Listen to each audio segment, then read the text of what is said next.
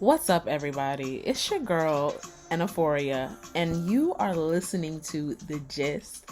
This is the very first episode and something that I've been just working on, praying on, thinking about doing for the longest. But on this show, I'm going to talk about experiences throughout the African entertainment industry, a little bit of gist, a little bit of gossip. It's going to be music focused, it's going to be artist focused, it's going to be focusing on the culture coming out of the continent. But I kind of just wanted to first start just talking about women. And when I say women, I mean women within the African space, women within the African music industry.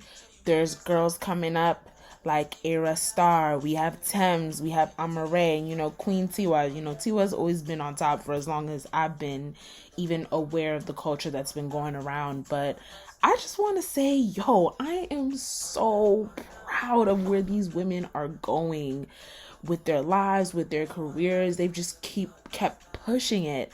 And I just wanted to just start to talk about it. There's there's always been a growing industry of women in hip hop or the R&B industry. For example, we have the City Girls, we have Doja Cat, we have Saweetie, we have Meg The Stallion.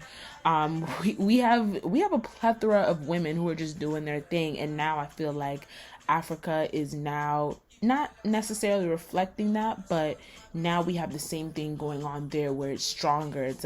It's just powerful. I can't wait, and I hope to see these women collab one day. One thing that I've noticed about a lot of the women on the continent, they don't collab enough with each other. I would love to see, Era Star, Leah, Amare, Thames, Effia, all the women come on a track. Jackie, all of them just come on the track. Very like Little Kim, it's ladies' night style, where she had Missy Elliott, she had the Brat, she had all the women in the industry. Lisa Left Eye Lopez. Like, why can't we have that? And that's kind of like, I guess, what I would love to just talk about. They need to collab. Imagine if all these women came together. The way that we have the men collaborate in the industry, why can't women do the same thing? That's just my thing. But I just want to talk about just how these women's careers are growing. Let's talk about Thames. Thames is on Teen Vogue. Thames has been everywhere. She's on tour. People are listening to her music. I love that. It's a lot of my American friends. They're like, do you know Thames? Do you know Thames? Do you know? Of course I know Thames, but they love her music, and it's not just from the Essence record. Like, of course, they may have been introduced to her that way, but these people listen to her. They listen to her music. They listen to her project that she dropped last year, and also this year. They know the keys. They know Damages. They know Mr. Luku Luku. They really, really know it, and it's just crazy how this girl's career has just bust.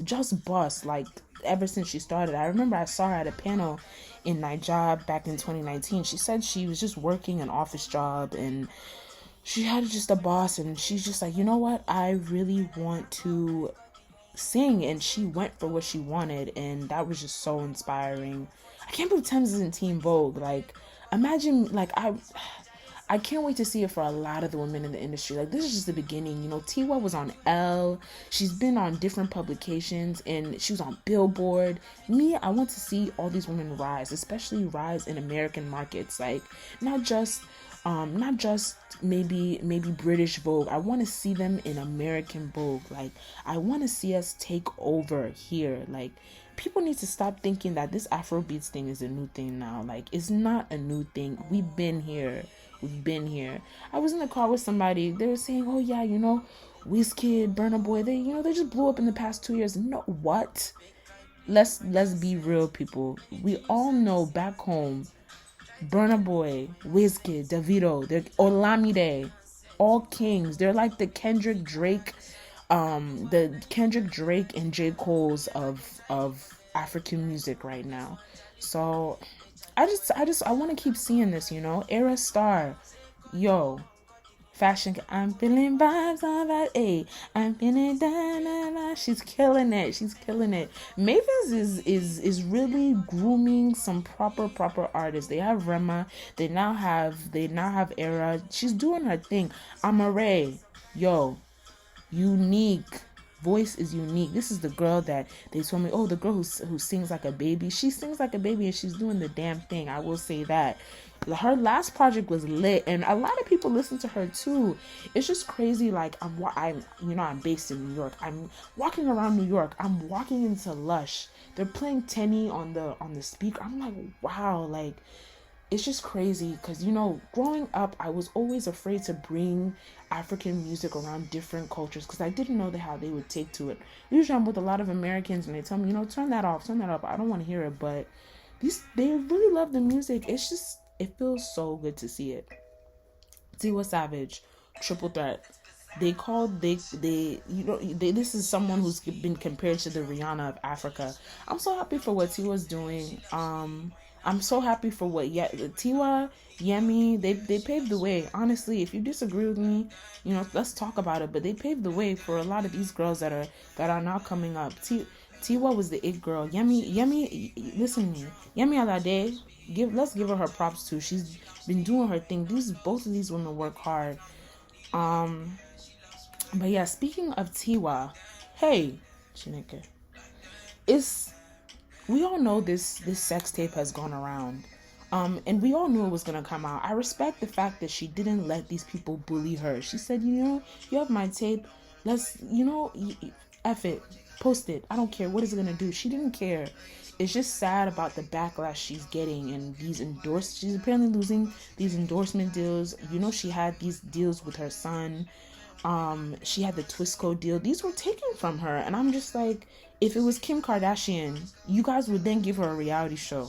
Where is Tiwa's reality show? Her career should be skyrocketing because of this. But because she's a black woman, she gets treated differently. Because she's an African woman, Africans will then bash her. It's terrible. It's terrible. I don't want to see that tape ever again, but it's just sad that it's just sad. It's just sad that the way it panned out. I'm proud of her for standing her ground and not allowing them to blackmail her.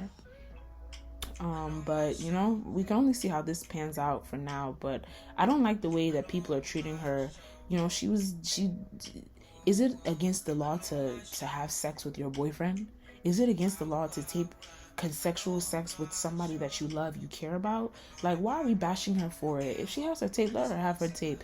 Listen to me, Tiwa is an African bad gal, period. Like, she's always gonna be that it girl. So this too shall pass, Tiwa. This too shall pass. Let's let it go. But in lighter news, Burna Boy has now cut off the beard. The public outrage, you would have thought somebody robbed him. The fact that he cut his beard, they're calling him the Big Little Uzi Vert, which is crazy. Not the Big Little Uzi Vert. I don't know where you people are getting this from, but Burna has now cut his beard off. The internet was in outrage. He then posted on Instagram saying that these things they don't matter. They don't matter, Sha. But basically what Burna took to the internet and said, he said, I love you all too, but don't make me cut the hair on my head as well. If you love me for my hair or my beard or some ish I bought with money, then that's great. But anybody can grow hair and buy ish. Don't build your life on conditional love. Build on family. Build on those who have shown no sign of potential disloyalty. Build on talent. Build on God. Okay. Burna, I get it. Just allow us to drag you now. You're looking like Big Uzi. Allow us to drag you. You want to say, build on this, build on that. Listen, you cut your beard. Listen, y'all remember Drake before the beard? Drake got to daddy status when he got the beard. Burna has lost his daddy status now, but he's still a fine boy. But he doesn't want to be dragged. He said, don't focus on that. Focus on my music, basically. That's what I got from that post, basically. But let's let this man live. It will grow back in time, but he does look like a Big Uzi. I saw him. He was out at a Bottega show, I believe, if I'm not mistaken. So maybe he cut it for that. Who knows? But he doesn't care, Sha. So let him do his thing. And then Bella Shmurda cut his hair, which is super surprised and super crazy. I'm like, is everybody having like a mini Britney moment? You guys remember when Britney cut her hair off back in like 07, 06? I think it was 07. Everybody's just having this moment of renewal, acting like, like a phoenix rising from their ashes. But I mean, Bella Shmurda, I'm not gonna lie, Bella Shmurda looks great with his haircut like this, and he dyed it like this bright blue or sea blue type of color. It looks nice, Sha. Let me go to his page right now. Now that we're talking about it, but the guy looks sharp. He looks very sharp. The blue looks good on him. It looks good. He has a nice shape head too. He's nice, Sha. Nah, he looks good. But moving on. We have so many people dropping. Merakun is dropping a new project tomorrow. Zlatan is dropping, I believe, early November. So let's get ready for Dirty December, y'all, because there will be performances on top of performance. Everybody's starting to drop their projects. I'm very excited for this. I'm a huge The Mayor of Lagos fan, so I'm very much ready. I believe it's tomorrow in Nigeria, so I'm pretty sure his album has now dropped. Let me see. Yep. Let's see. Back in Office has now dropped. It literally just dropped. Nope, I lied. It's on the 29th, y'all. Sorry. It's definitely coming out on the 29th. But I'm definitely excited to... I was wondering, why is he dropping on a Thursday? That makes so much sense. My bad, y'all. We make mistakes. And then Zlatan is dropping, I believe... Let me shut my mouth before I say the wrong thing. But let me see when this man is dropping. Let's see. He is dropping on the 5th of November. See, I knew it. So he's dropping November 5th. So those are two projects I'm looking forward to seeing. Moving on. Nigerian TikTok challenges in the dramatics. This alcohol challenge is... wow. I knew, like, introducing music challenges to Nigerians, they would drag it. I'm not gonna lie. Nigerians be dragging it. The alcohol challenge is basically Joe Boy's song, which is called Sip. And then it's called Sip Alcohol, something like that. Hold on. Yeah, it's called Sip Alcohol, basically. And it started from a challenge where he's literally just only taking a sip of alcohol. This challenge has now evolved into people pouring Gary on their face. People pouring palm oil on their face. It was alcohol at first. It's the way it evolved. I'm just trying to figure out. I know that, TikTok and these challenges, they're all about shock value. That's really what it's about. It's all about shock value, but sometimes we're going a little too far, and it's like, it's not the artist's fault. It's not Joe Boy's fault, but then it falls on the artist. Like, how can you make a challenge like this to make and do this and that and the third? But y'all, please stop pouring palm oil on your face. Please, I'm begging you. It's not worth it. It's not worth it. Why would you want palm oil on your face? That's my question. Why would you then want palm oil on your face? Yeah, y'all have to stop dragging this. It's just evolved too much. It was cute when the Kolole one. It was cute when the Kolole one challenge came out with Naira Marley. Everybody was doing the slow mo. That's where the slow motion walking came out from. But y'all, like, let's just keep it there. Nigerian TikTok is growing, y'all, but let's chill. Let's not take things too far. But we need to figure out a way to make safer challenges, or I don't even know. Is there a solution? Can we make challenges that don't involve people pouring oil? Next will be canola oil. Next people will be spreading plantain on their face. Like, what's the point? Let's respect ourselves on the internet. Thank you. But y'all, thank you for listening to me tonight. Thank you for listening to me in general. If you're listening to this, I thank you. Welcome to the first episode of The Gist with ENOPHORIA. We'll be talking everything African entertainment pretty much. And I really want to bring this as a space to just talk about the hot topics that are going on the continent. I'm based in America, but I'm still a Niger girl for life.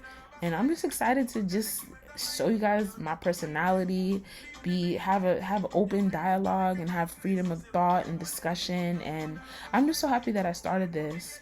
And I hope you guys subscribe, and I hope you guys enjoy, and I will see you on the next episode. Bye, lovelies.